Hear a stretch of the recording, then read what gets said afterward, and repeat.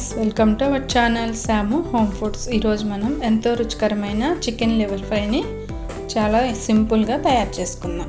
ఇప్పుడు ఒక పావు కేజీ చికెన్ లివర్స్ని ఈ విధంగా తీసుకొని శుభ్రంగా వాష్ చేసుకొని ఇందులోకి 1 స్పూన్ కారం, రుచికి సరిపడా సాల్ట్, పావు టీ స్పూన్ పసుపు, 1 స్పూన్ అల్లం వెల్లుల్లి పేస్ట్ కూడా వేసుకొని బాగా మిక్స్ చేసుకోవాలి.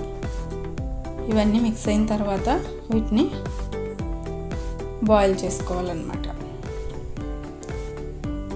ఇప్పుడు స్టవ్ ఆన్ చేసి కడాయి పెట్టుకొని అందులోకి చికెన్ లివర్స్ని వేసి అందులోకి 1 కప్పు వాటర్ని కూడా యాడ్ చేసుకొని మంటని మీడియం ఫ్లేమ్లో పెట్టుకొని బాయిల్ చేసుకోవాలి.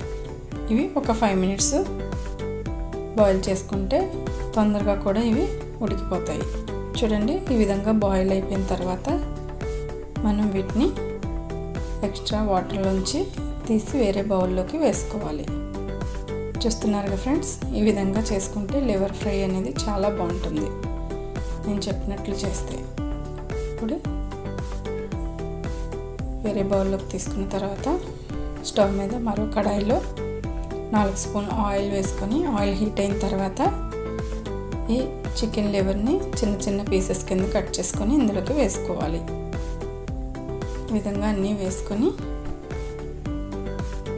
వేసుకున్న తర్వాత పావు టీ స్పూన్ పసుపు, 1 స్పూన్ అల్లం వెల్లుల్లి పేస్ట్, అలాగే రుచికి సరిపడా సాల్ట్ కూడా వేసుకోవాలి. మనం ముందుగా బాయిల్ చేసినప్పుడు వేసాం కాబట్టి కొంచెం తగ్గించి వేసుకుంటే సరిపోతుంది. ఈ విధంగా కలుపుతూ ఫ్రై చేసుకోవాలి. మంటని మీడియం ఫ్లేమ్లో పెట్టుకుంటే సరిపోతుంది. ఇప్పుడు 1 స్పూన్ కారం కూడా యాడ్ చేసుకోవాలి. 1 స్పూన్ గరం మసాలా వేసుకొని మరొక 5 మినిట్స్ ఫ్రై చేసుకోవాలి. మనం మంటని హై ఫ్లేమ్లో పెట్టుకుంటే మాత్రం ఇవి చిట్పట్లాడుతూ మన మీదకి పేలుతూ ఉంటాయి. అందుకని మంటని లో ఫ్లేమ్లోనే పెట్టుకోవాలి. ఇప్పుడు ఇందులోకి 1 స్పూన్ చికెన్ మసాలాను కూడా వేసుకొని మరొక 2 మినిట్స్ ఫ్రై చేసుకోవాలి. చూస్తున్నారుగా ఫ్రెండ్స్, ఎంతో సింపుల్గా మనకి చికెన్ లివర్ ఫ్రై అనేది రెడీ అయిపోతుంది. ఇప్పుడు చివరిగా సన్నగా కట్ చేసి పెట్టుకున్న కొత్తిమీరని కూడా వేసుకొని స్టవ్ ఆఫ్ చేసి ఒక సర్వింగ్ బౌల్లోకి తీసుకొని వేడిగా సర్వ్ చేసుకుంటే చాలా బాగుంటుంది. ఇది రైస్లోకి కాకుండా ఉట్టినట్టును కూడా తినేయచ్చు.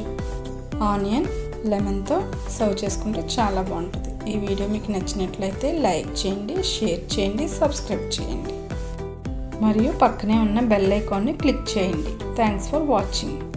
మరో వీడియోతో మళ్ళీ కలుద్దాం.